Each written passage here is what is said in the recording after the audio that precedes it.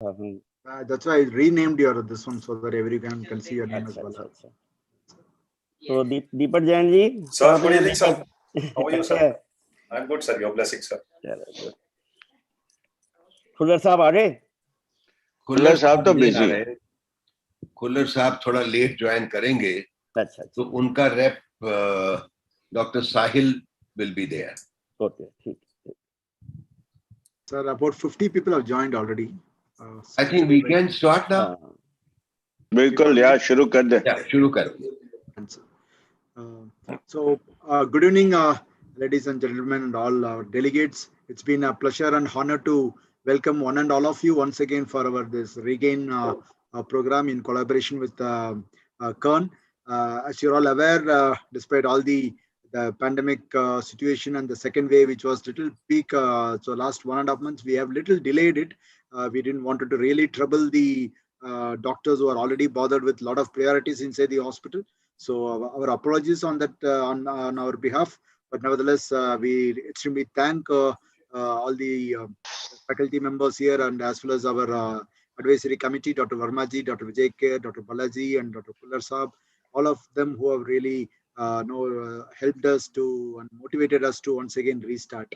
So I take this great opportunity to welcome one and all of you for this next Regain program today, and I think we are going to discuss a very, very important and relevant topic to the which suits to the today's requirement. So before I further proceed, I request Dr. Vermaji to take up and introduce the objective of today and the faculties around here. So over to you, Dr. Vermaji. Good evening, sir. Thank you very much, Dr. Mr. Raja and Microlab. On behalf of Kern, the Kidney Education and Research Network, and Microlab, we are presenting today the COVID-19 in dialysis and transplant population. We are well aware that many times this topic has been discussed in many forums, but logically, because this is an important topic and scenario keeps changing, things keep changing, so therefore there's a need to discuss it pretty often. We all know that for last almost 15 months or longer now, we have been living in times of uncertainty, in times of fear, and sometimes with depression, because we are not certain what is going to happen in future and how this pandemic is going to turn. Once we were pretty comfortable after the first wave had gone, we were struck heavily with the second wave, which devastated the medical spectrum, the medical infrastructure of the country. Fortunately, it appears it's too early to comment that we are coming out of that. Today, we are discussing the impact of COVID in dialysis and transplant population. We have got very, very learned and experienced faculty. We have got Doyen of Nephrology, Professor K, who will be talking on impact of COVID-19 on transplantation. We have got Dr. Kutte, Dr. Vivek Kutte from Ahmedabad, who has a lot of work from India on COVID, local work from India about the COVID-19 and different aspects of that. Then we have got learned speakers, Dr. Bhalla, Padam Shri Dr. Bhalla from Gangaram, who will be talking on dialysis aspect. We have got Dr. Deepak Jain, a very senior nephrologist from Max, and maybe Dr. Khullar will be joining a bit late. His place will be taken by Dr. Sahil Bagai. These all will be talking about the impact on dialysis population. Before we go to dialysis population, we will go to transplantation. I'll request Professor K. I don't think anybody in India or abroad needs introduction about him, a doyen in the field of nephrology. He shall be talking on COVID-19 pandemic and kidney transplants. Professor K, sir. Good evening, ladies and gentlemen. Thank you, Professor General Verma. I hope you are able to see my slides. Yes, sir. Yes, sir. Very well. Okay. So I think what I'm going to talk about is, since this has been talked about many times earlier, so what we are going to talk about, at least in transplantation, is what are the recent updates which have happened, especially about the vaccinations and COVID infections which have happened in transplant patients.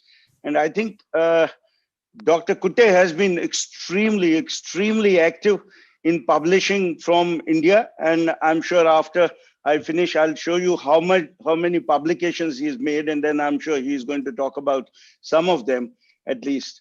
So let me start with and say that what has been the impact of transplantation. And I thought that this would be the slide which I can show from the impact COVID has had in our transplant program. And in the white, what you see is 2019 transplantations that we did.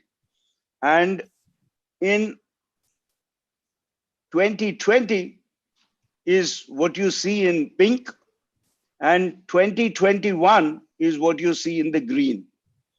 So you can see that in 2019, we did something like 250 transplants, roughly around 250 transplants. That's what we do every year, almost about 250 transplants. Last year, if you see that till about March, I think we were doing reasonably okay. But after March, after the national lockdown, you can see that in April, it fell down. In May, it was very minimal. Then we started building our program.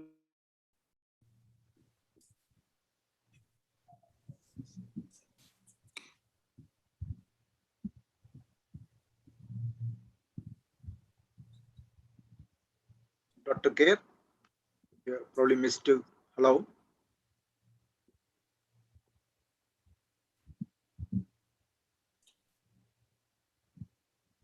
I think connection got lost. Yes, I think he lost his connection probably. Deepak, can you just call sir? Deepak Sharma? Yes, sir. Please call sir and ask him to reconnect probably.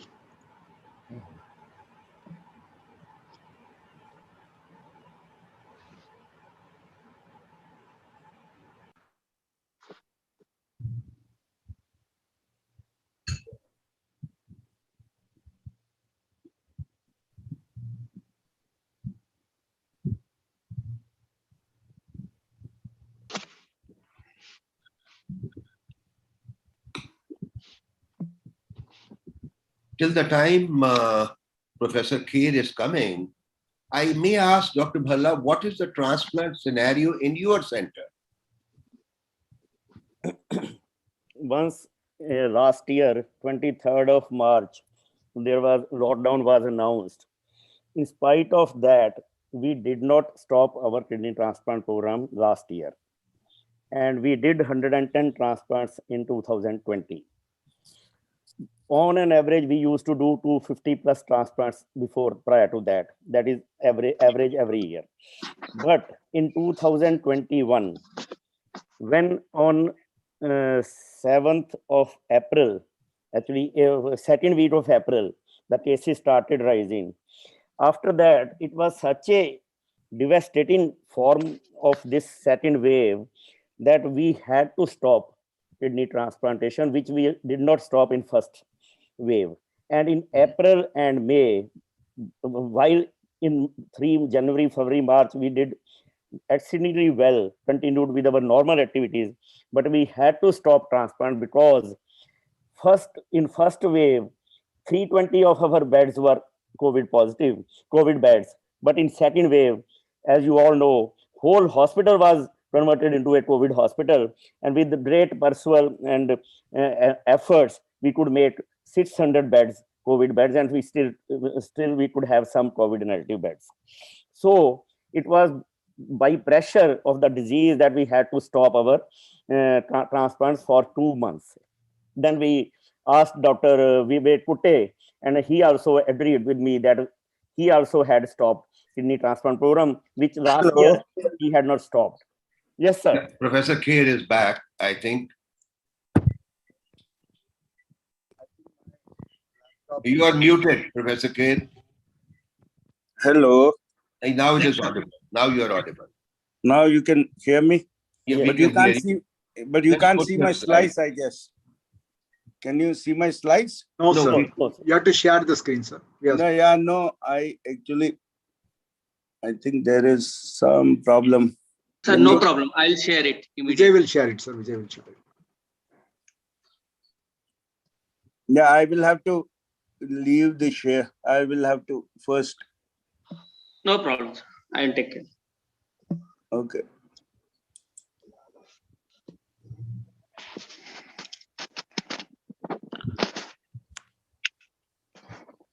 So you can see the slides. Yeah, I can. No, We can see slides. you can see slides. Yeah. Okay. Show me the second one. Yes, sir.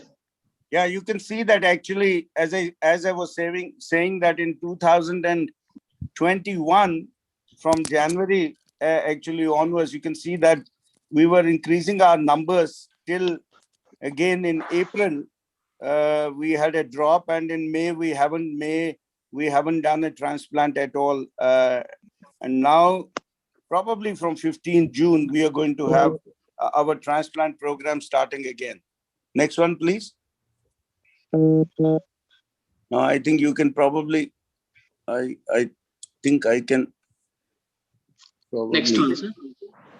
Yeah, you can show the next one. The next Yes. one is actually, see, these are two studies. One from Divya Bajpai from Mumbai, and this is the impact of COVID infection in transplant recipients. 47 of them she studied, and she found what happened to their antibodies. And you can see that over a period of about 4 to 8 weeks, you can see that their antibodies continue to grow up and they continue to increase. And then over a period of many months, this antibodies keeps on going down actually. But fairly 90% of their patients, 42 out of 47, only 5 patients did not develop antibodies after COVID infection in patients of transplant recipients. Otherwise, after COVID infection, you can see that about 90% of them do develop neutralizing antibodies. These antibodies take about 4 to 8 weeks to develop. And then over a period of few months, these antibodies keep on going down. However, as I will show you later, there is an activation of T and B cells as well, which probably might provide a long-term antibodies in these patients and might prevent infections or reinfections in patients as such. Next one, please. And next one, you can see that actually this is from Doris Sagiv, and this is about 2 vaccines, mRNA vaccine and the Pfizer vaccines in transplant patients, about 700 patients actually, which they did. And this is the first study which was sort of published in, I think, March in JAMA. And this was after the first dose of these vaccines actually. And you find that actually only 15% of transplant recipients, these are various transplant recipients across with liver, kidney, and many other organ transplantations, about 700 of these patients, only 15% of patients developed antibodies after the first dose. And if these people were on mycophenolate mofetil versus those who were not on mycophenolate mofetil, those who were on mycophenolate mofetil had lesser antibodies, 37%, in comparison to those who were not on mycophenolate mofetil. And Moderna vaccine had 69% antibodies in comparison to Pfizer, which led to 31% only antibodies development after Pfizer vaccination. And even in today's newspaper, you can find that actually, especially for the Delta mutant, which is prevalent in India right now, is being documented actually that Pfizer does not provide the same kind of an antibody response to infections with Delta type of mutant of COVID infection. The second study, next one. This second study, which has been published only in June, 1st June. Next one. The second study, again by Doris Sagiv, is actually looking at both these vaccines and trying to look at the antibodies developed after first dose and the second dose of the vaccination. And then you can see that only about 54% of patients with organ transplantation develop neutralizing antibodies. And obviously they were much higher. They have tested it by two methods. And on the left side is one method which looks at the antibodies by the Roche method, and the other one is from another company. But in overall, about 54% of patients of organ transplant develop antibodies. 46% do not develop even after second dose, which suggests that probably many of these patients may not be protected from COVID infection. And Dr. Montgomery, Bob Montgomery, whom all of you who has come to this country spoken many times about the ABO incompatible transplant or antibody-mediated rejections and all, himself had received a heart transplantation. He got 2 Pfizer doses of vaccine, and he did not develop any antibodies, and he got a J&J vaccine and only subsequently then developed antibodies after the third dose, which was a different vaccine than the Pfizer vaccine which he had received earlier. Next one, please. Now, this is a paper which is published recently in Nature, actually, and this shows that actually antibodies may be dwindling, as has been shown in Divya's paper as well, that in about 7 to 8 months' time, you can see that the antibody titers go down. But does it mean that we do not have a method of protecting ourselves? Is there a long-term immunity which develops in patients who get COVID infection? This is an infection. This is a paper which suggests that actually they looked at these antibodies also. These antibodies obviously go down over a period of months. They last for about 6 to 8 months. Over a period of 8 months, they go down. But what happens actually in them is that the bone marrow plasma cells, as well as the circulating B cells, memory B cells, have been documented to show evidence that they provide long-term protection for COVID in many of these. So there is hope that probably a long-term sort of a protection might be provided both by vaccines as well as by this COVID infection in those people in whom there is an infection. So there may be a provision of a long-term T cell and B cell activation in many of them, and there may be a long-term protection. So with this, I think these are 2 updates which have happened recently in patients. And this is, I'm sure this is going to continue to develop. There is going to be more and more. But I'm glad to say that, next one, from our country, Dr. Kutte has been, next one. So that is the last one, sir. No, I thought there was Dr. Kutte's actually in my slide. Let me see if I might be able to, if you stop sharing, I might be able to share my slides. I think I probably. This one, sir, transplant. If you stop sharing, then I would be able to show you slides. The slide has come. Already slide has come. Okay. Yes. Okay. Yeah. These are the slides.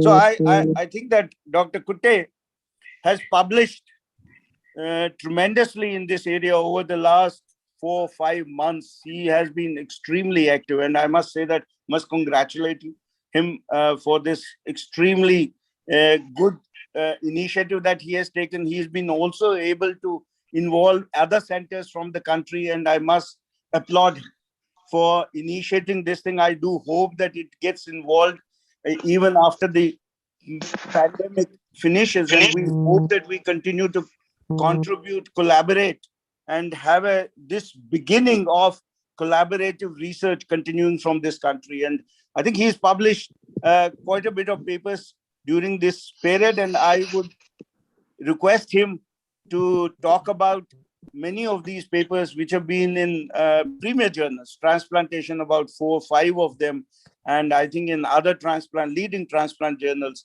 So Vivek, all yours. Thank you.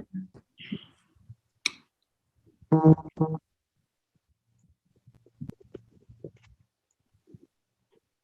I share my screen? Please, please.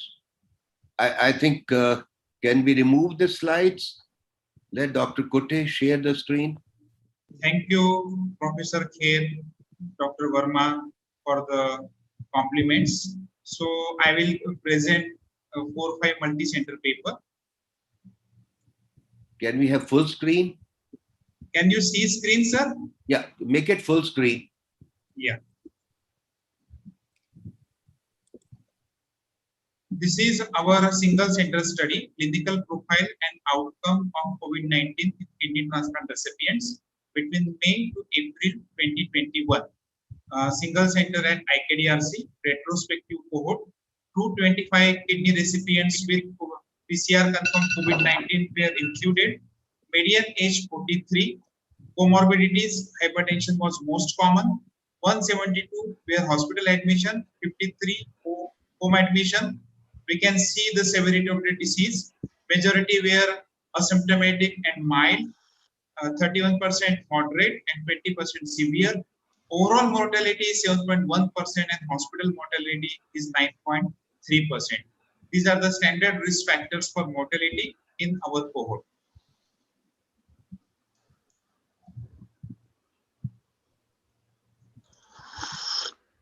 And this is a multi-center cohort study of kidney transplant recipients with PCR confirmed COVID-19. 13 transplant centers from India. 250 kidney transplant recipients were enrolled. Median age is 43 years. 32% were having diabetes. 200 patients in the hospital treatment. 50 patients in the home treatment. We can see the severity.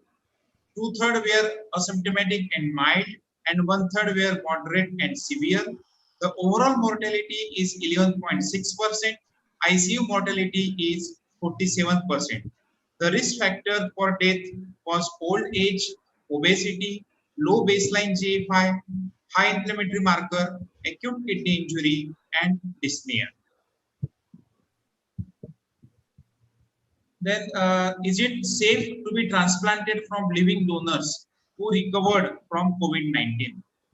This is a retrospective cohort, multi-center cohort study between July to December 2020. 19 centers from all over the India participated in this study. 31 transplants were included. Donor recovered from COVID-19 after 2 negative PCR tests, and donor should be asymptomatic for at least 4 weeks. The median age of donor is 44 years. All were managed at home treatment. 71% were having asymptomatic COVID, 29% having mild COVID. In the recipients, 87% were having comorbid conditions. Median age is 39 years and 13 were ABO incompatible transplant. 100% patient survival, graft survival, donor survival. Rejection rate 6.4%. All donors and recipients asymptomatic with normal creatinine at 44 days follow-up. So we can safely do kidney transplant from living donor who recovered from COVID-19. Then can we do kidney transplant in the recipient who recovered from COVID-19? This is a multi-center cohort study, 22 centers from all over the India. 75 kidney recipients who recovered from COVID-19 were transplanted. Thus, 23% having asymptomatic disease, 48% mild COVID-19, 20% moderate COVID-19, and 9% were having severe disease. What were the criteria for proceeding for transplantation? 2 RT-PCR tests should be negative. No symptoms for 4 weeks. Social distancing for 2 weeks and normal radiology. These were the criteria to proceed for transplantation. Patient survival, graft survival, donor survival is 100%. Rejection rate 6.6%. All donors and recipients asymptomatic with normal creatinine at median of 81 days follow-up. So we can safely do kidney transplant in the patients who recovered from COVID-19. Then NOTO along with professionals from all transplant society published these vaccine guidelines for transplant recipient. It shows that transplant recipient and their household members should receive COVID-19 vaccine. It should be 2 weeks before surgery or 1 to 6 months after transplant. And entire course should be completed with 1 dose of vaccine. The major problem in transplant recipient is that the response to any vaccine, including COVID-19 vaccine, is suboptimal. So the transplant recipient should continue their COVID appropriate behavior despite 2 doses of COVID-19 vaccine. We have reported these 4 case reports in Transplantation Journal. These are the demographic of the recipients. They are mainly elderly associated with comorbid conditions. They completed 2 doses of COVID-19 vaccine and they received COVID despite the vaccination. Out of these 4 patients, 3 patients died and 1 patient recovered having mild COVID-19. So take home message is that transplant recipient should continue COVID appropriate behavior despite completing their schedule of COVID-19 vaccine because of suboptimal response in transplant recipient, mainly because of immunosuppressive medications. Then when we want to restart the transplant program after the COVID surge, we should follow the no to transplant specific guidelines with reference to COVID-19 to increase safety of recipients and donor. So each recipient should have RT-PCR negative, imaging should be normal. The patient should sign written informed consent before proceeding for surgery, and they should be explained about pros and cons while proceeding for the transplantation. So with this, we'll conclude my talk. Our next paper is coming on the second wave of COVID-19. It shows that the mortality in the second wave is almost similar, that is 10% in our center, and the second wave is less severe. More cases were having mild COVID-19 and there is more use of dexamethasone and remdesivir in the second wave as compared to the first wave. Thank you. Thank you very much. Thank you. Kute. Thank you. Thank you, Professor Kute. I think we will have the questions at the end of all the speakers speak. I will now request General Verma to talk about the COVID impact in dialysis, and I'm sure then subsequently there will be other 3 speakers who are going to talk about their experience about the impact of COVID in their dialysis program, as well as what are the new things which have happened as far as vaccination in dialysis population, as well as the impact and survival and mortality in patients on dialysis. So with this, I would request General Verma to please speak. Thank you General very Verma. much, sir.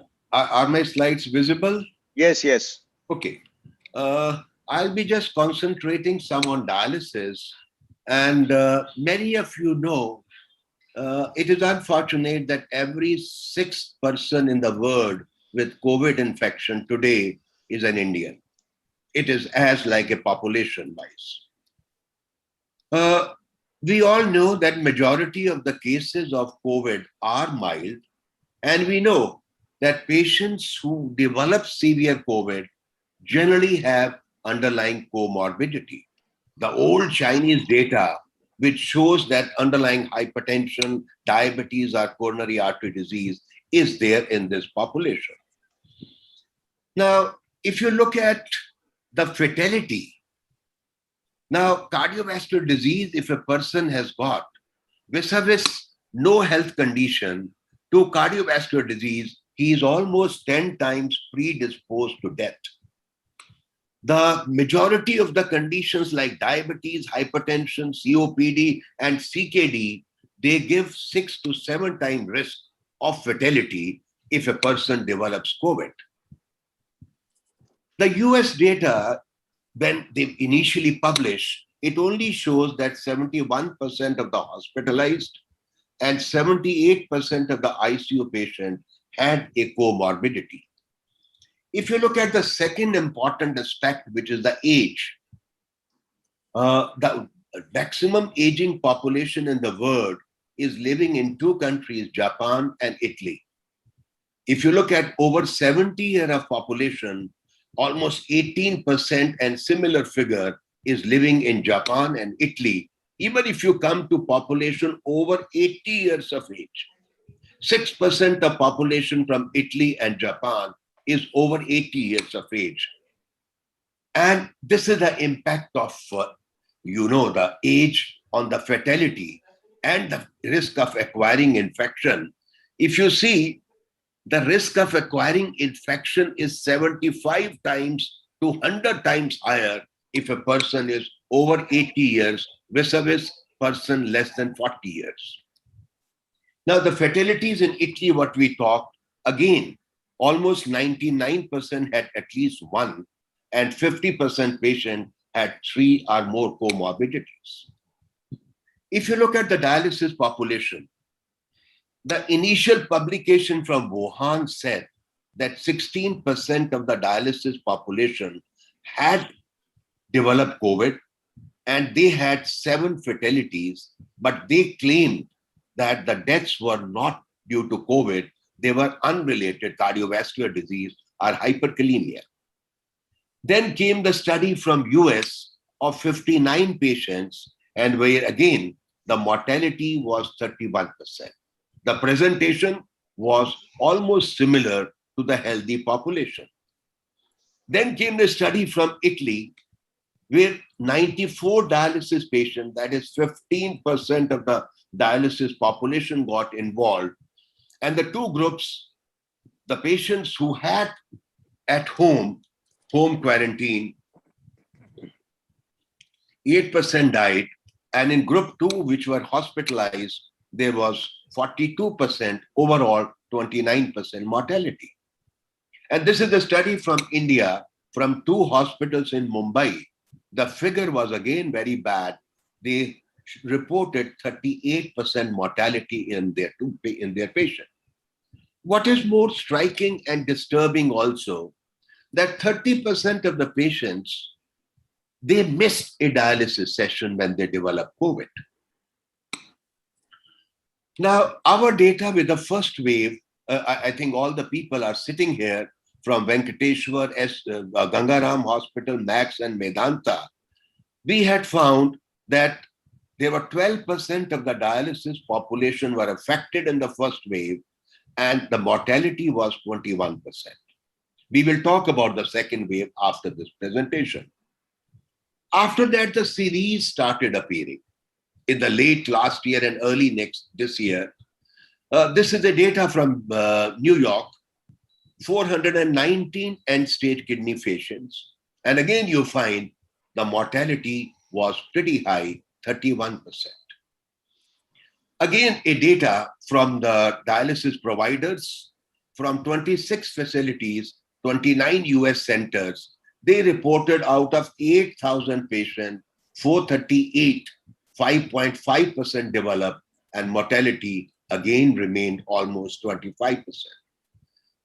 This is the data which came from Turkey, where again, they report 16.3% mortality of their 567 dialysis patients.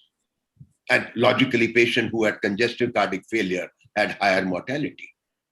This is the data, large data from France.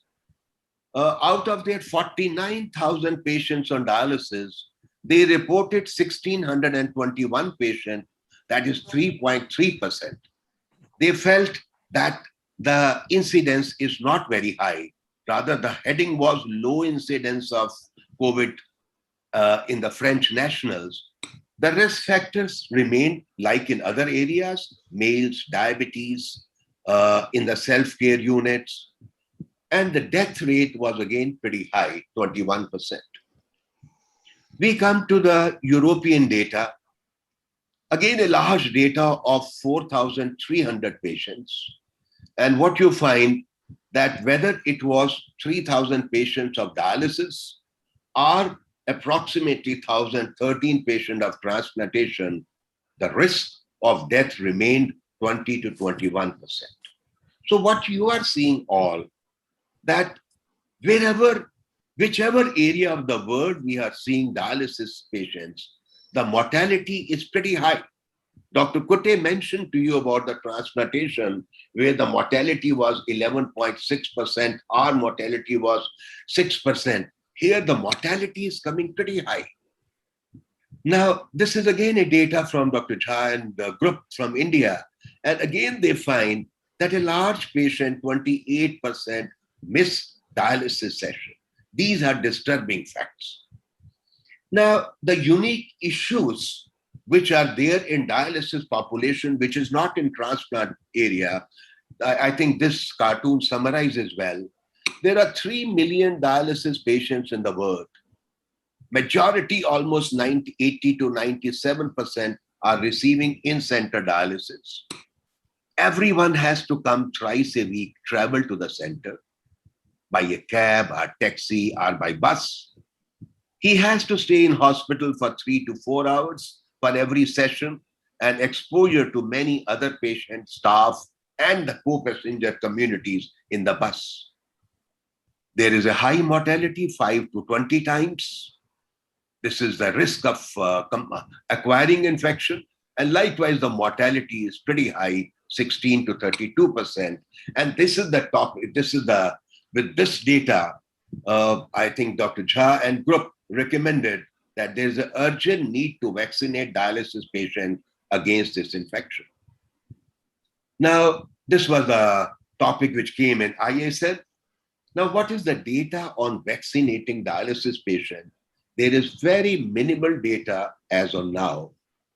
This is the first study which has come from Germany. There, they vaccinated 22 dialysis patients. After the first vaccine dose, 18% dialysis patient compared with 93% healthy control developed positive antibodies. After the second dose, 14 out of 17, there were 22 patients in the beginning, and out of these 22 patients, 5 patients, they died or left the center. However, 82% of the dialysis patients developed protective antibodies. There is no doubt that the antibody level, even after first and second dose, was far less than the healthy population, but the neutralizing antibodies did develop even in the dialysis population. This is a study which has just appeared a few days back. This is from Israel. Here they have vaccinated with the Pfizer vaccine 56 dialysis patients and 95 healthcare workers. What they find, interestingly, that 96% of the dialysis patients developed protective antibodies, vis-a-vis 100% of the healthcare workers. As you can see, the antibody level certainly is almost 40% or less than the healthy population. But yes, the antibodies did develop. What they are clearly showing that with the age, whether it is dialysis population or not dialysis population, with every year of advancing age, 11% less antibody production was occurring. So I think I'll just, the crux was most patients on maintenance hemodialysis developed a substantial humoral response following Pfizer vaccine. Though it was significantly lower than controls. Just to conclude, this is just the amount of antibodies, less than 60 years, 60 to 69 years, and over 70 years. In every level, the antibody level was less than the controls. We can only say that CKD population is vulnerable and they develop COVID infection much more frequently because of whatever the risk factors we have said. Logically, home dialysis and CAPD appear to be better option. However, whatever the earlier data is coming about the vaccination, this is very encouraging that it is showing that patients are developing protective antibodies, though to a lesser degree. Just to give our small center data about the second wave, we have a small dialysis setup with 143 patients, 19 patients, that is 13% developed COVID infection. All of them had one or more comorbidities, and 26% there was a fatality. 5 out of these 19 died. Staff, of course, it was 5%, and there was no mortality. I'll stop here. I'll request Professor Bhalla to give his data about dialysis population. Thank you, Janna Verma. Can you please stop sharing your slides?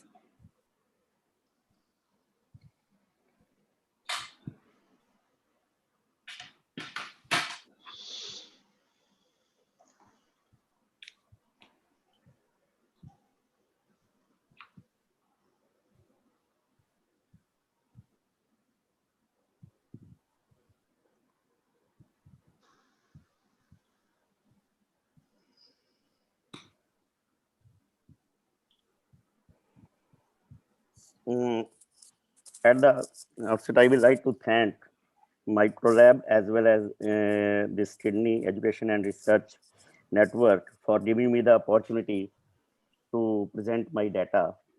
Are my slides visible or not? No. No? No, sir. They had become visible for a minute. Yes, yes. Can you see Yeah. now? Yeah, Yes, now we can yes. see. Okay, okay. So I would like to thank this Karan Foundation as well as Microlab for giving me the opportunity. Janna Verma had told me specifically to share my center data, because already we have enough discussion, theoretical discussion and literature review on these topics. So I will be restricting myself to the practical aspects and data from our center.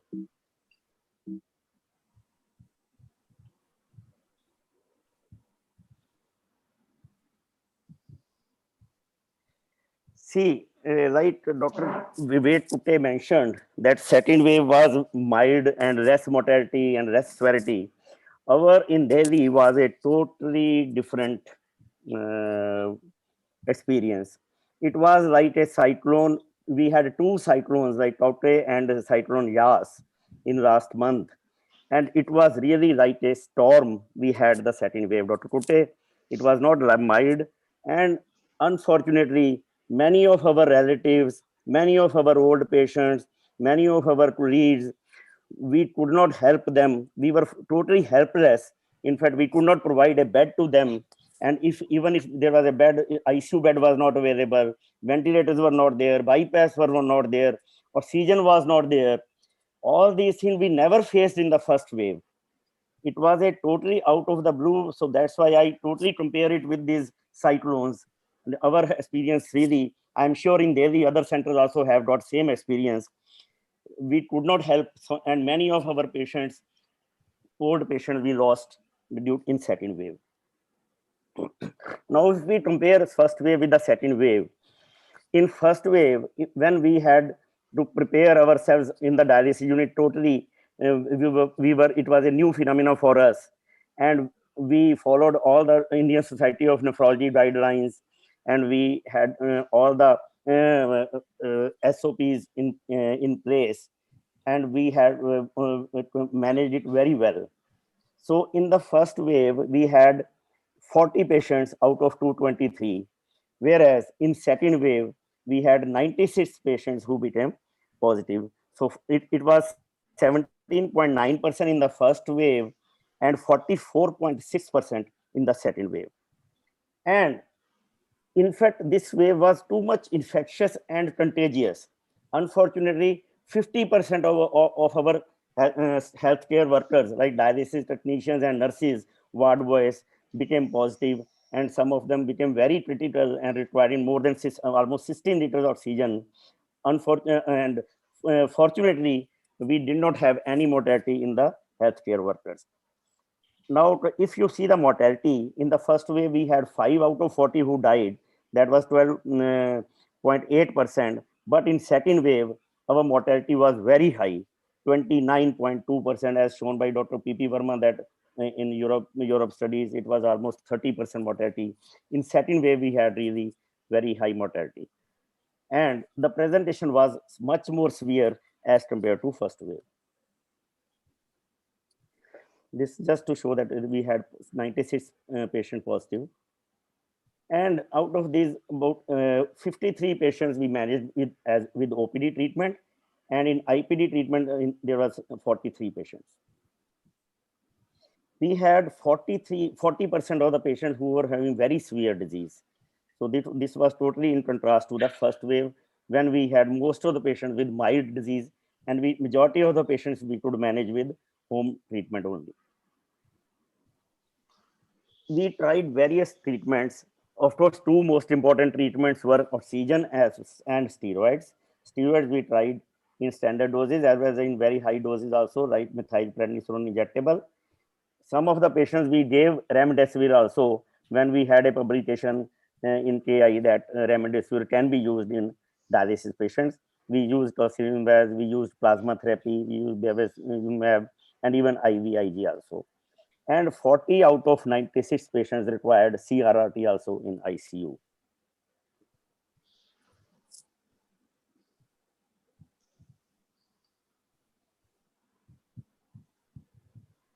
Coming to survival among our patients and non-hospitalized patients, 69% patients survived. And in 31% only survived those who were hospitalized. So we now coming to mortality, it was really unfortunately very high. And as I mentioned earlier, it was a really very devastating experience for us.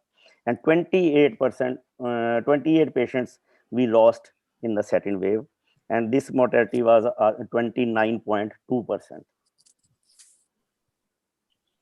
Then coming to transplant, in the last year, we had 110 transplants in 2020. And out of these, we had 5 patients who died and 20 patients who became COVID positive out of 110. And 15 patients survived, and we had mortality of 5%. So it was still almost 25% mortality. But, now coming in the second wave, we had 40 patients who became positive. I must tell you here, and this 40 figure is actually wrong. Lot of our patients who were in outside Delhi, like UP, Bihar, mainly in Patna, Ranchi, then Lucknow, Allahabad, Varanasi, all those patients, in fact, could not reach Delhi. And we, in fact, told them specifically to get admitted there only in whichever hospital they can get a bed, because there was no point in calling them here. Even when they were ready to airlift their patients, we refused them to bring them to Delhi because there was no bed available here. And so many patients were admitted in Lucknow in various hospitals like Apollo, Medanta, SGPGI, KGMC. Similarly, in Patna, in all hospitals, our patients were admitted. And many of those patients we actually have lost. So maybe almost 5 to 10% of our transplant follow-up patients we have lost in the second wave. And so I cannot give you the exact figure, how much is the mortality in second wave, but it was highly contagious and infectious, and presentation was much more severe as compared to first wave. This I mentioned that, that we have 15 patients who died out of 40 patients. So this gives a mortality percentage of 37.5%, which was much higher than first wave.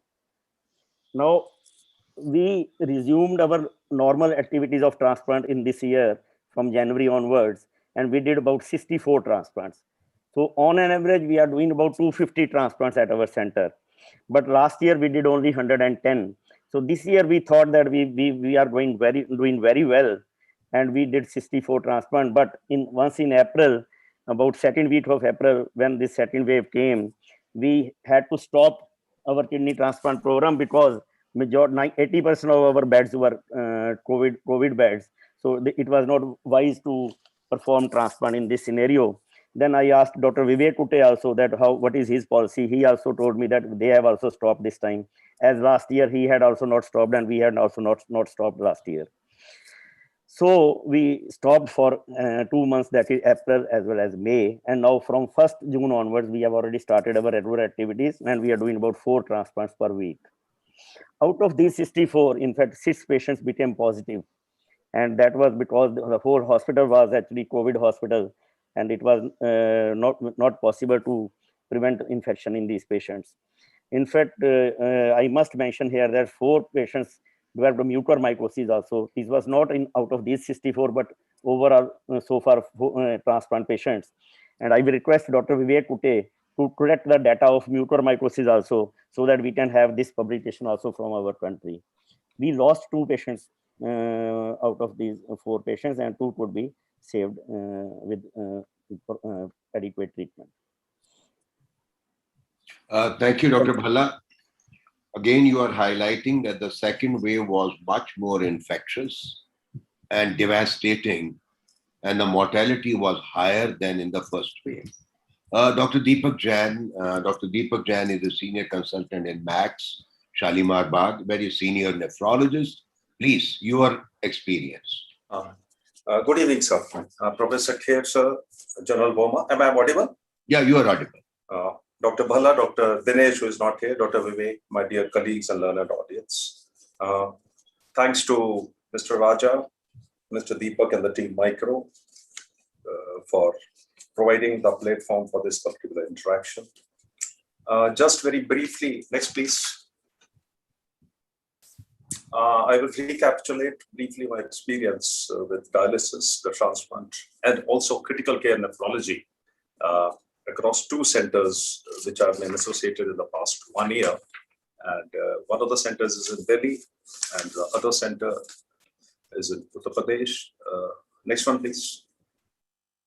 So this center 1 in Delhi is Max Hospital, Shalimar Bagh, which is about a 350-bedded hospital, where with total 26 dialysis machines, one of the staff became positive, but ultimately came back to normal. Next one, please. May I have the next slide, please?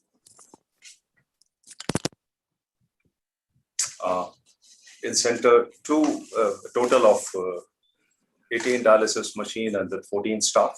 Next, please.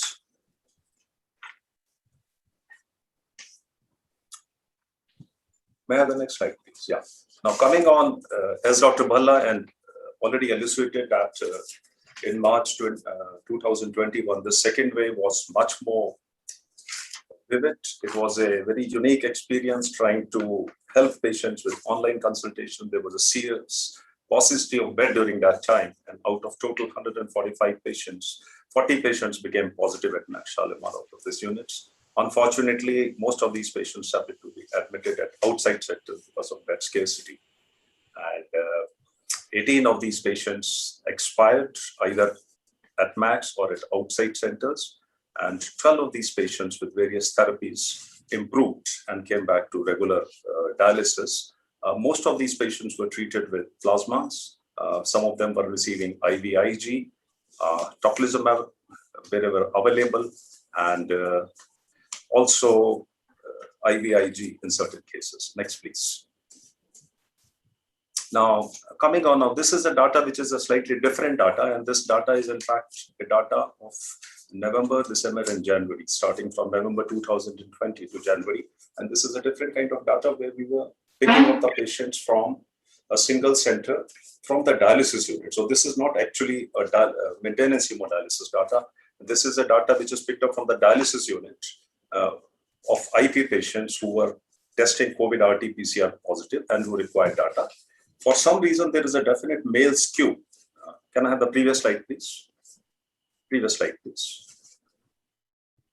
Yeah, for some reason, there is a predominance of male, which is almost majority of the patients are male. As a part of screening protocol in most of the centers, HRCT was done on admission for all the patients. And based on the CT scoring, 18 out of 18 by 25 score, that is a severe COVID, was found in 10 patients. And rest of the patients have got mild to moderate disease. Next one, please. So in this particular data, when we sublooked into this close to 40 patients, 6 patients were actually the patients who were already on maintenance dialysis. There was one post-transplant patient. 14 other patients were known CKD patients. 20 of them were having history of diabetes, and 26 patients were having history of hypertension. Next, please. So, in this particular second wave, this patients were treated. This is in fact the first wave because this data is November, December, and January. So the protocol at that time primarily was based on plasma. Very few patients were treated with IVIG, as Dr. Bhalla alluded to. Certain patients are also offered remdesivir, despite having renal failure in modified dosages. And a good majority of these patients are having severe COVID, and they required NIV oblique ventilator support. And 13 patients having mild to moderate COVID disease. Also, interestingly, we saw few patients having neurological complications. And in fact, Guillain-Barré syndrome was also seen in 2 patients, and we did plasmapheresis for one of those patients. Extremely high mortality in this subgroup of patients. 20 by 39 patients expired. Fortunately, 12 patients out of this close to 40 patients improved and were discharged.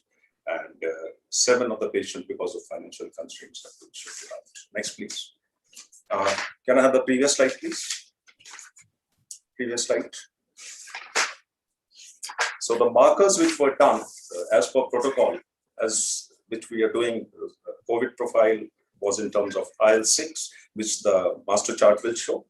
Can I have the flow chart Excel sheet, please? Yeah. So all these patients had got IL-6, Procal, ferritin, and D-dimer done. And especially the IL-6, the normal limit was 7. And these patients averaged HT high of around 194. Procal was also extremely high in majority of these patients, and the average was around close to 11. Ferritin was also extremely high with an average of 863 in these patients. And D-dimer, which was interesting because we were correlating with more risk of procoagulation, and there was also with the blood bank colleagues, we were doing a sonoclot study to find which patients had more procoagulant status, and they were more strongly anticoagulated. And D-dimer average was pretty high, 3,000, close to about 3,500. Can I have the next one, please? So, next slide, please. The last slide, please. Can we have the next slide? Yeah, the last slide, please. Yeah. So, as regards transplant patients, we also delved into the arena of ABO-compatible transplants, sir. And in Max Shalimar, we did ABO-compatible, in fact, in the first week of March. At that time, when the brief window period was there, and we did an ABO-compatible, but unfortunately, 3 weeks post-transplant, the recipient developed COVID positive, could not get beds, and expired at the local center. The previous ABO-compatible, which we did was in December, and there was a unique situation that was a ABO transplant, and we achieved the titers. And on the last COVID profile done 48 hours prior to transplantation for the donor was a wife, turned out to be positive. So we deferred the transplant by 4 weeks. The patient was having financial challenges, and we kept the filter, the glycosol filter in the refrigerator. Previous one, please. And but we reused the same filter, did the transplant, and 4 months down the line, the patient, recipient and the donor are both doing fine. One of the patients has recently developed mucormycosis. I don't know the other experience, but we are having difficulties in procuring amphotericin B. And I would like the opinion whether the oral drug which is available is equally efficacious or not. I'm not too sure about that. So this is a brief recapitulation of our data. And what we have found across centers that COVID disease was, of course, affecting our dialysis and transplant population. And we have tried to individualize the protocols, some newer treatments. And one of the patients recently, we went ahead and used cytosol filter 2 sessions, which helped the patient. Vaccination protocols, whether we need to monitor with antibody titers, and what is the long-term strategy remains uncertain at this time. Thank you very much. Thank you. Thank you, Dr. Deepak. Again, a very frightening figure you have quoted. In both the places, both your centers, you had approximately 45 to 50% mortality in the dialysis group. May I request Dr. Khullar's team, Dr. Sahil Bagai, if he's around?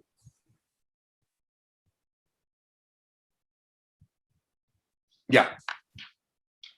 Please, Dr. Bagai.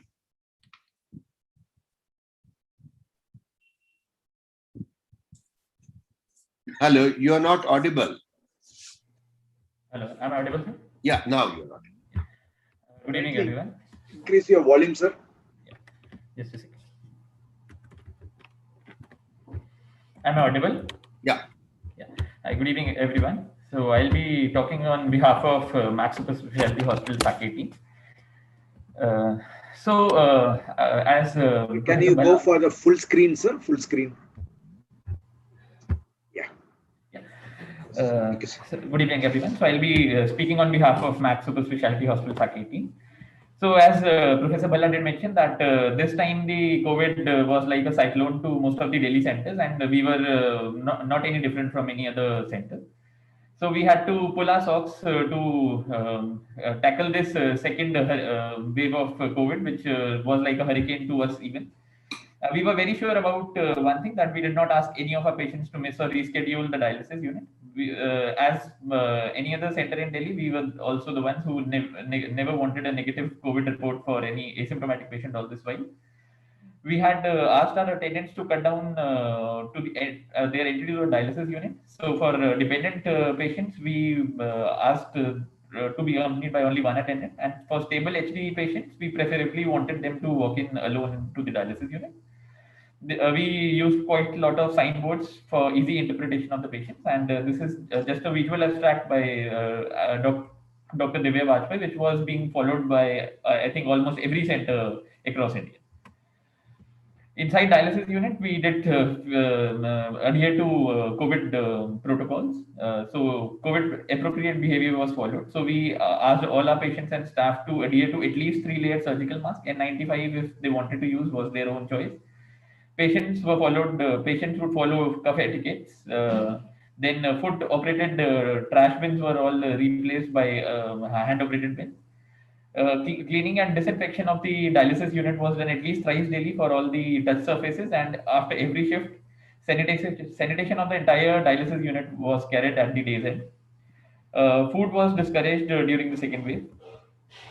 Suspected COVID-19s were dialyzed in isolation rooms. Staff caring for suspected patients did not look after any other patient during the same shift.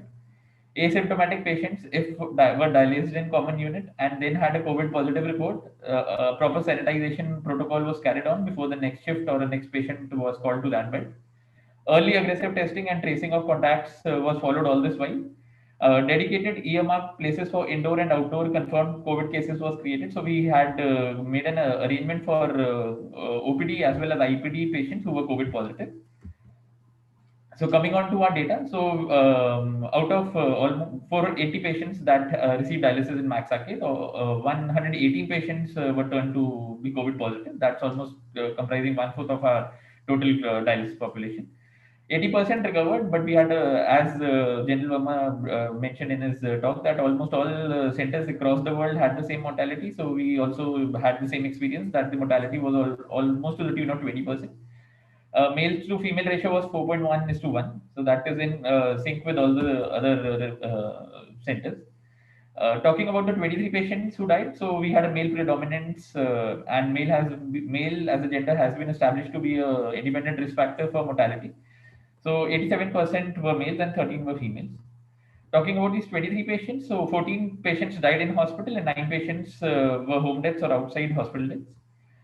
19 patients had more than 2 comorbidities, and 4 patients had 2 or less than 2 comorbidities. Talking about specific comorbidities present, so almost 95% of the patients had diabetes as a comorbidity. Around 90% had hypertension as a comorbidity. 60 to 70% had cardiac, and very less percentage had CV as comorbidity. In the first week of presentation, so 68 to 70% patients presented with a mild disease at the onset. 16% had a moderate disease, and 16% again had a severe disease at the onset. Talking about the severity markers which were seen in severe disease at presentation, so we noted that 1/4 of these patients were elderly, that is more than 60. 1/4 were males. 1/4 had comorbidities more than 2, and 1/4 again had CRP, which was more than 100. So these were specific severity markers which we tried to look in patients who had a severe disease at the onset.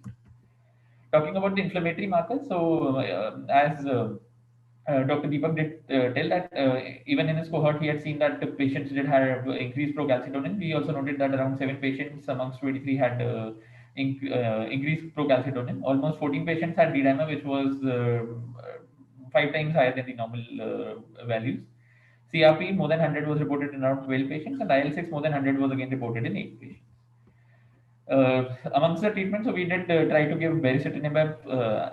Apologies for the spelling error. So we gave baricitinib to 1 patient. Plasma therapy was offered to 4 patients. IVIG was offered to 3 patients. Remdesivir was given to 7 patients. We took help of steroids. IV 11 and oral steroids in the first week were offered to 6 patients, but primarily after day 5 of illness. So this flow chart summarizes the mortality at various centers across the globe. So this is almost a repetition of what General Verma presented in his talk. So adhering to the details of our center, so we had 118 hemodialysis patients who turned out to be COVID positive. We specifically looked into our peritoneal dialysis data. So we had 11 patients who 11 peritoneal dialysis patients out of 80 had COVID infection. Amongst the comorbidities, so 95% patients were hypertensive, 70% were diabetic, and 50% had CAD as comorbidity. 25 patients in all died in our cohort. 23 were dialysis patients, and 2 of these were PD patients. Thank you. Thank you very much, Dr. Sahil. I think we can come to Professor Kher is also there. A couple of things have been mentioned by all the speakers. Number one, in the transplant scenario, it was mentioned that once a person develops COVID infection, as long as it is a mild to moderate infection, after the donor/recipient are all right, we can go ahead for transplant after 4 to 6 weeks. 4 weeks if it is a mild infection. That is one we are all agreeing to. I'll take after this Professor Kher's opinion and Dr. Bhalla's opinion also. Second, we have mentioned that in dialysis population, possibly the only way, because whatever we have mentioned, all the centers have brought out that almost 25% or more of their population, dialysis population, developed COVID infection, and the mortality has been very depressing. I think the minimum mortality we mentioned was 25%. Similar is with Dr. Sahil, and Dr. Deepak Jain frightened us with almost 50% mortality. Dr. Bhalla also mentioned around 25 to 30% mortality. So mortality is high. That means the vaccination possibly is the only answer to that. It is not possible that dialysis population, which has to visit hospital thrice a week, which has to stay in hospital for 4 or 5 hours, that we have to have a very strict screening. As Dr. Bagai mentioned about the photograph, that the moment you suspect that a person is possibly having symptom, he has to be segregated. That is the only way you can protect short of vaccination. Now, second, he mentioned PD population. I will like Dr. Bhalla's comment also. Among the PD population, logically, once they are not visiting hospital, the incidence was much lower. If I am not mistaken, Dr. Bagai, you mentioned 11 out of 80 patients, CAPD patient. The figure was almost 15% in CAPD, vis-a-vis 30% in hemodialysis population. We all agree that all word over that if there is an at-home dialysis, the incidence of COVID is 50% lesser than in-center dialysis. Lastly, the comment we will like also that Dr. Kutte did mention about the vaccination and the guidelines that after 1 to 6 months after transplantation, I personally will maybe scared for giving after 1 month, possibly after 3 months after transplant, we can think if everything is going all right about the vaccination. I'll now start comments from Professor Kher. And also, there is Dr. Shrestha from Nepal. He mentioned that they have got some experience of vaccination in dialysis population. He wanted to share his experience. If Dr. Shrestha is there. Vijay, if you can check if Dr. Shrestha is there, after Dr. Kher's comment, he can come. Yeah, no, I think, thank you, Dr. General Verma. I think for transplantation, as far as vaccination is concerned, it shows that 50% of people will develop antibodies, about 50% will not develop antibodies. So and I think as far as possible, I think it's been shown that on dialysis with 2 doses, more than 90% develop some antibody at least. So I think the response is much better in dialysis population in comparison to transplantation. So I think it's better that before we transplant these patients, we should try to vaccinate these patients, because then they will be protected, and it's quite likely that these antibodies will protect them from getting COVID, at least in the immediate post-transplant period. So I think I would suggest that would be the best way to protect our patients. So we should try to vaccinate our patients prior to transplantation. I agree. Now, whether you should reject doing a transplant in a patient who is not been vaccinated, because as General Verma said, I think most likely if the patient is not vaccinated, it will be possible to vaccinate him 3 to 6 months post-transplantation. It is very unlikely that he will be on maintenance doses of immunosuppressive drugs before 3 to 6 months. 3 months, if nothing has happened in between these 3 months, and probably if he has developed some mild rejection or something, then not before 6 months that you will be able to start vaccinating these people. So, and then the response to vaccination is much lower, and you might have to give either a 3rd dose of similar vaccine or maybe another vaccine. That's a very important point you have come to. As was done by Professor Montgomery for himself. Yeah. See, Professor Montgomery got Pfizer vaccines to start with, but had to take a J&J vaccine to get an antibody level which was protective for him, because he's an active surgeon, and therefore he needed antibodies to protect him. That is precisely one point, but very important. I think, Dr. Kuller, welcome. You have joined from one meeting and heading for second meeting. We will put that question to you first about mixing of vaccines. We know that with our present Indian vaccines, the antibody response is in 60 to 70% of patients. Now, if the response is minimal, Dr. Bhalla has got experience on that. If the response is, let's say, minimal, should the 3rd dose be taken? And if the response is 0, so should the 2nd vaccine be taken immediately? So, General Verma, I may sound very ignorant, having missed hearing to some of the stalwarts present here, but then ignore my my ignorance today, please. So basically, I just heard Dr. Kher saying mentioning a very pertinent point, that the and of course, we will have to segregate whether you are talking about a dialysis patient, a pre-dialysis patient, or a transplant patient. What you are referring to as 60 to 70% may not be applicable for our transplant patients. We're talking about healthy population here. We're talking about healthy population. So well, you see, this was a question which was asked to me today itself by one of my transplant patients, that I've already received 2 doses and my antibody titers are negligible. What do I do? So obviously, I said, now,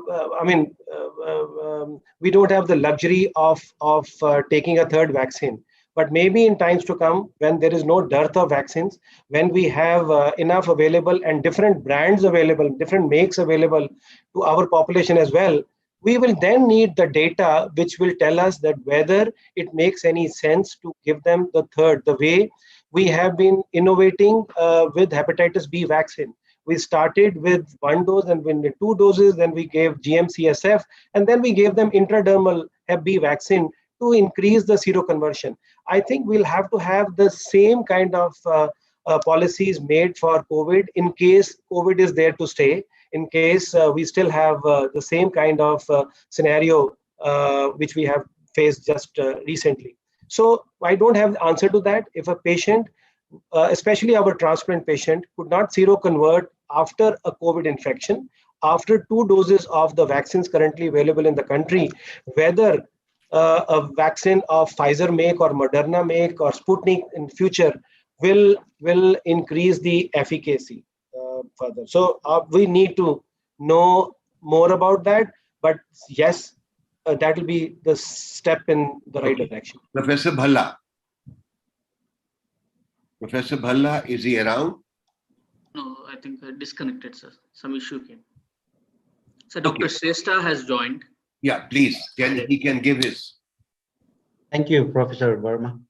My query actually, rather than my comment, I wanted to know your experience actually, and from all the panelists, about vaccination, particularly after the COVID infection in dialysis patients and in transplantees, because the patients do ask that, okay, got the infection of COVID, and then what to do about vaccination, when to take the vaccination, and in what interval the second vaccine, etc., etc.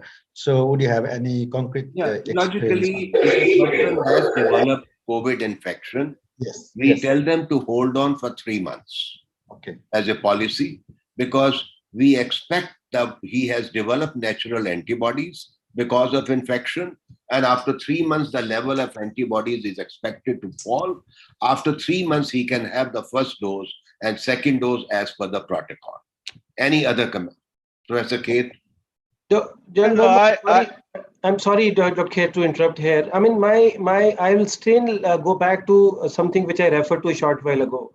I mean, Dr. Pukar also asked about his transplant patients. Let's say a given transplant patient, after having a very bad COVID-19, a month later has zero antibodies. Would you still want to wait for 3 months? Because what you are referring to is that the antibodies after they are formed will be in the declining mode after 3 months.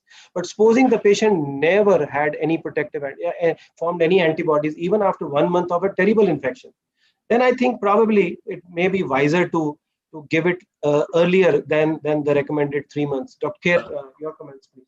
Dr. Bhalla had gone in between. He put a question.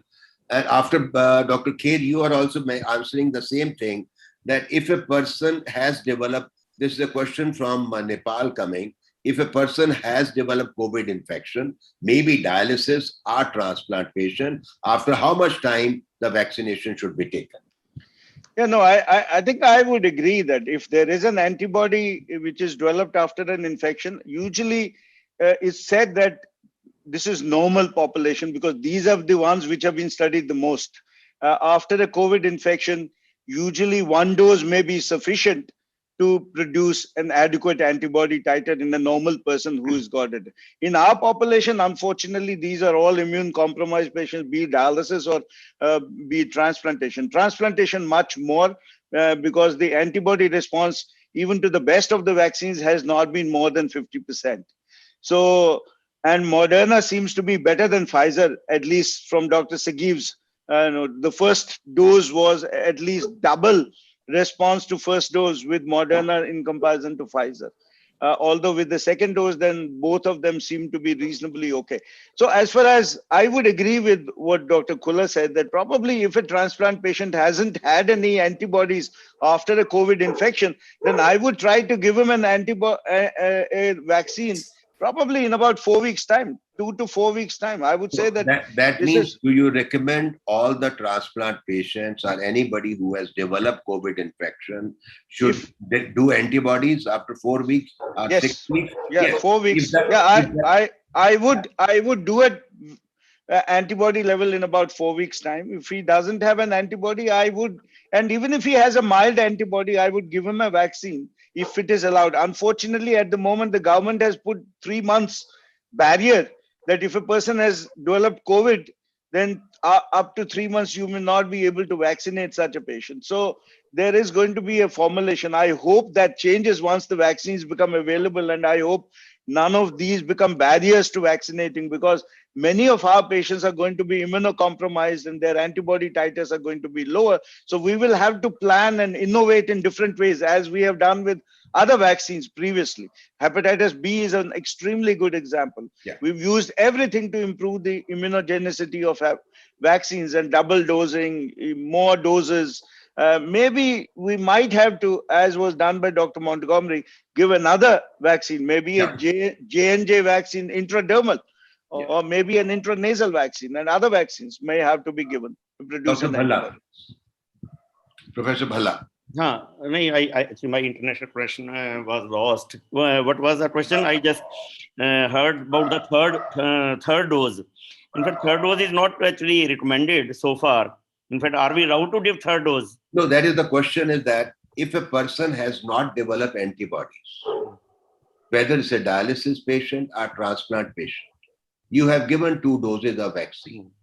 He has not developed antibodies. What is the next step?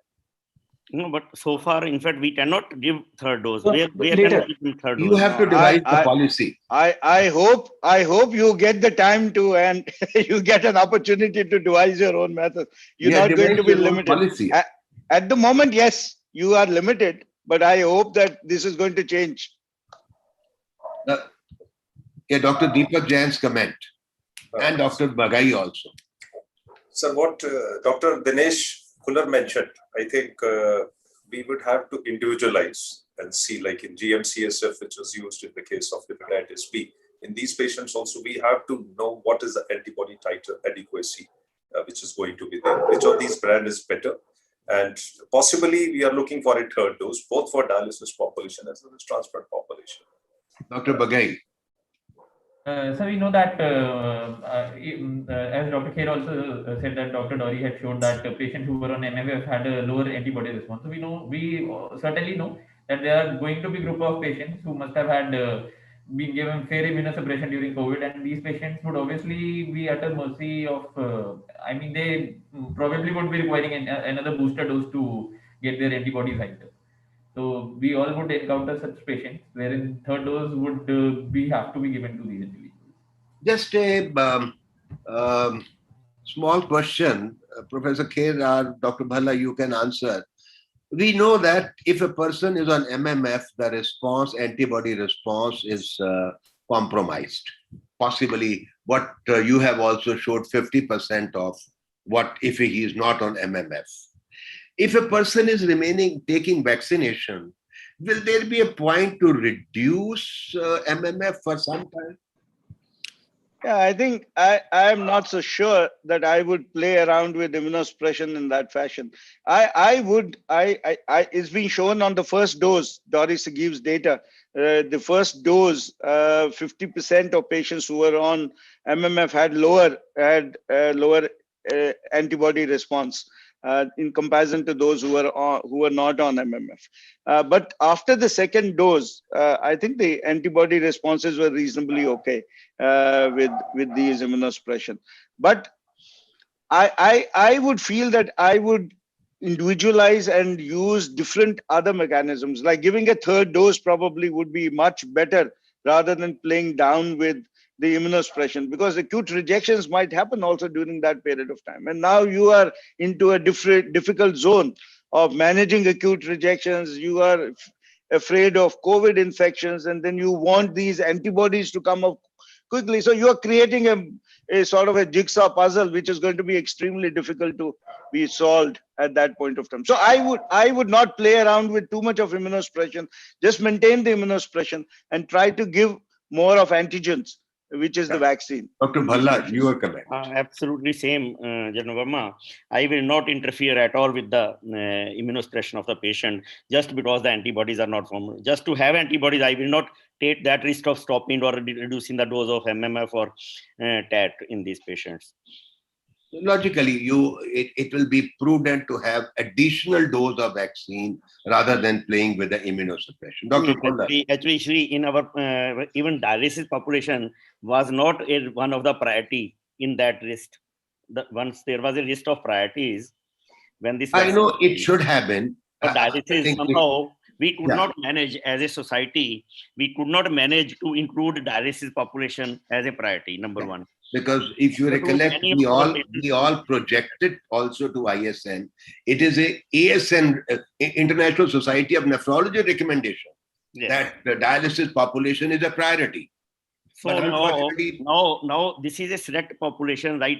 Our dialysis patients, oncology patients, these are the transplant patients. These are the patients who are going to require third dose, much more on a preferential basis as compared to other population. So again, we have to work at that level to have a early recommendation.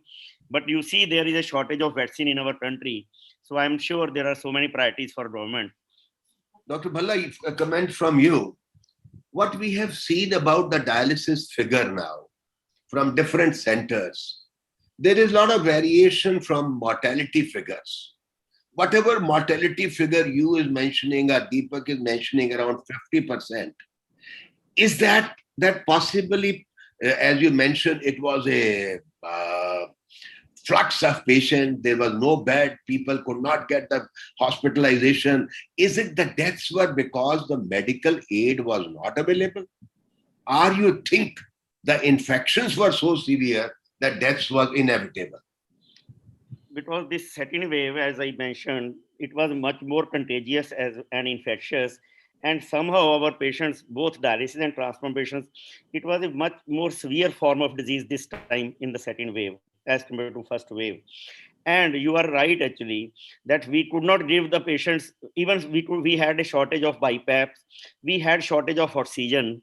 Suddenly in one day, we had almost 28 patients who died in ICU. So we had the oxygen pressure was not there. Ventilators were not working actually for many hours in these patients. So we were short of healthcare staff. The load was too much. ICU beds were not available.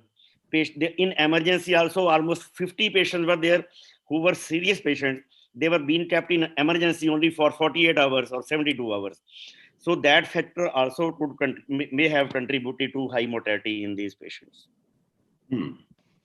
Professor Khula, how can we cut down? I mean, you can just...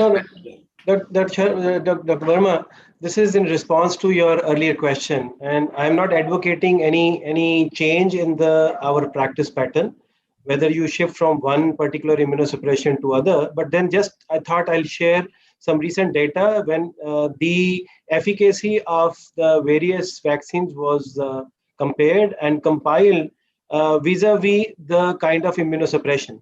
And the worst kind of responses were in patients who, as you had mentioned, were on MMF. TAC MMF, which is our main patients, had seroconverted only in 35% of cases, while the best were the ones who were on low dose of TAC and everolimus. So they had 60% of seroconversion rate. So I'm not advocating that you will shift your patients from MMF to this thing, but then I think we will need more data, whether and I think ultimately common sense will prevail, whether you would want more and more such patients protected against the virus, or would you fear temporarily withdrawing antimetabolites. And of course, we don't hesitate in stopping MMF when your patient has very moderate to severe COVID.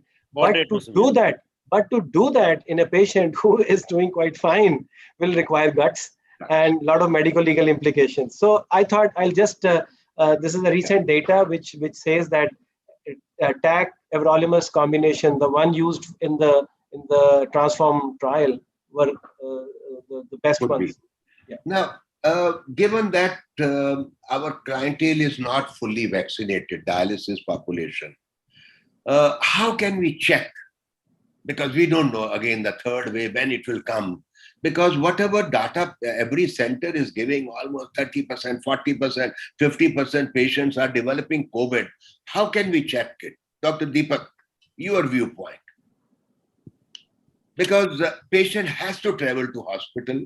Patient has to stay in the environment for 4 hours. He has to get exposed to, he will come in bus, poor man, exposed to people. He will come to hospital environment, dialysis center, and so on. How can we check it? There's no doubt vaccination is the answer, but if short of vaccination, what can we do now?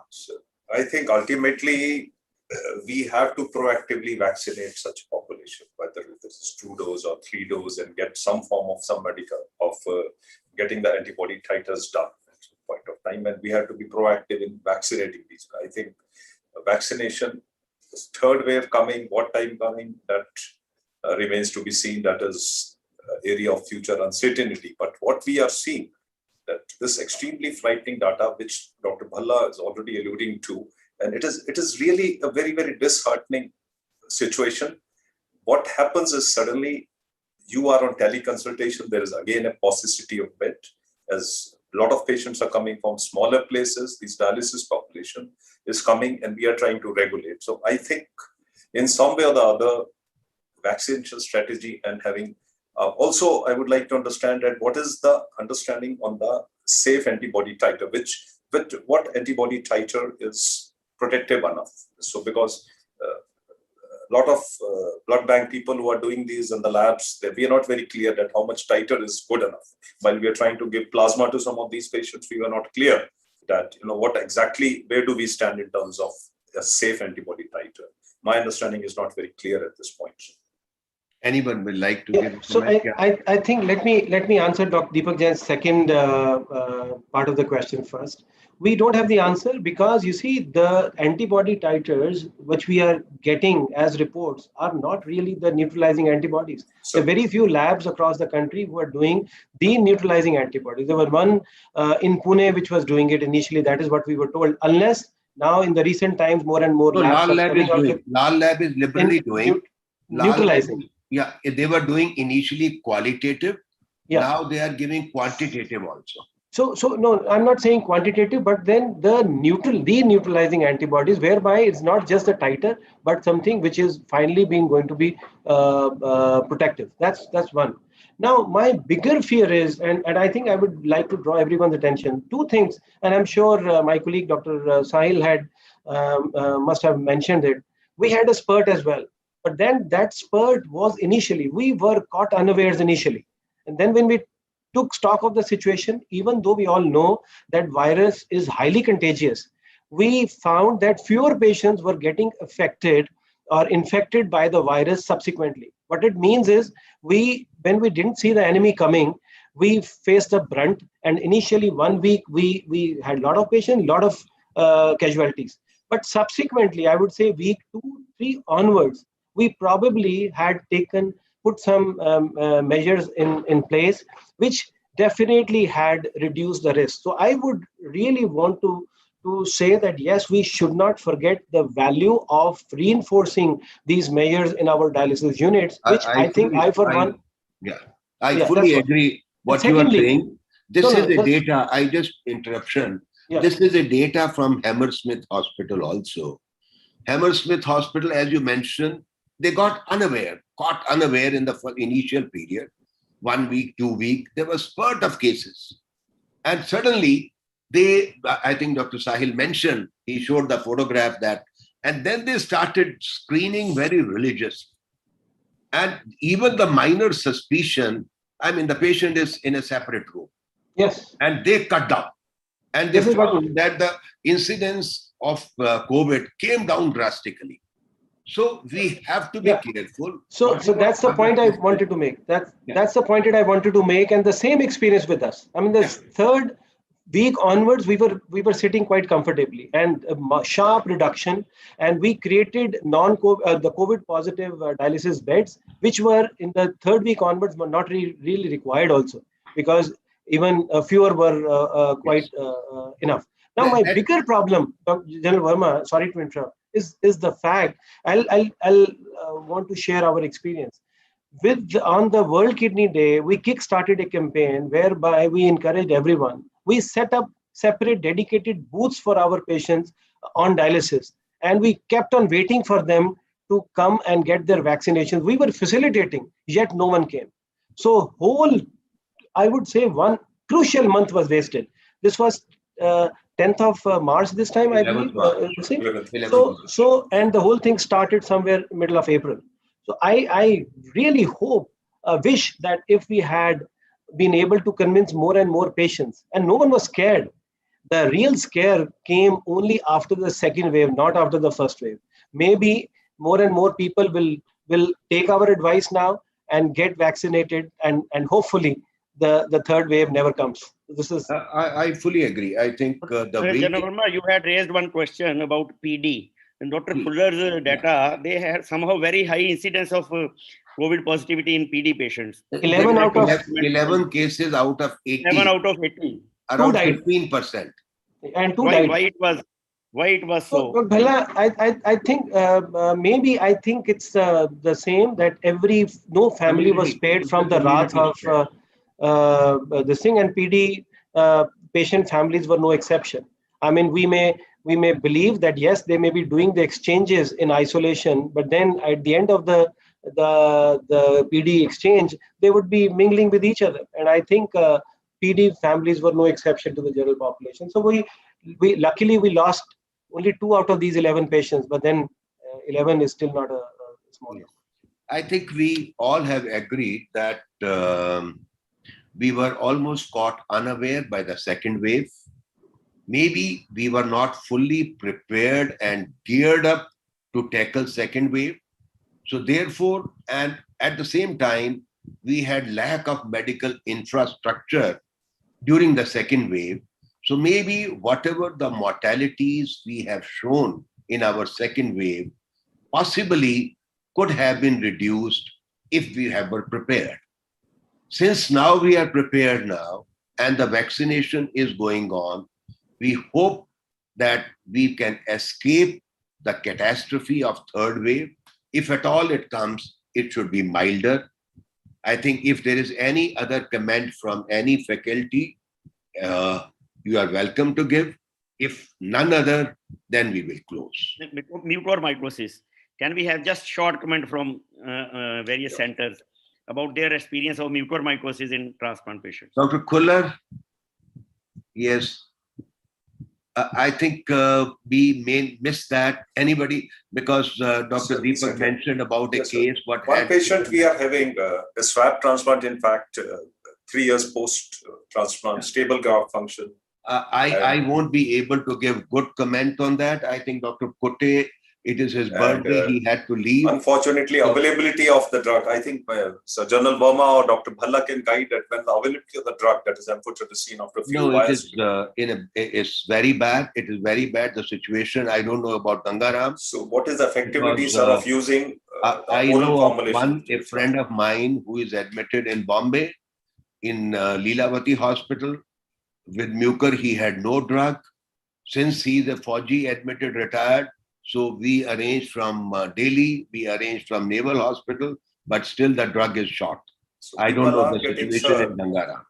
People are getting the so-called Russian variant and all. The hospital is saying on the undertaking it can be used. We have a choice of using that, oblique the oral posaconazole. In fact, now it is under the control of government. So you have to fill up a form, then you get amphotericin B for a specific patient from the government.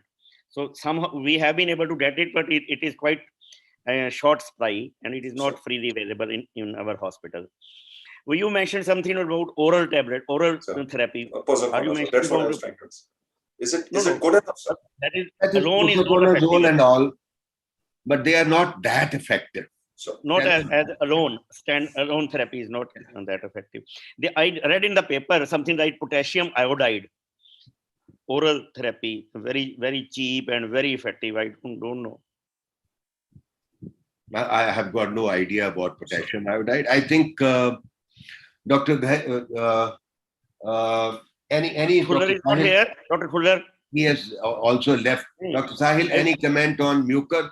What is their experience?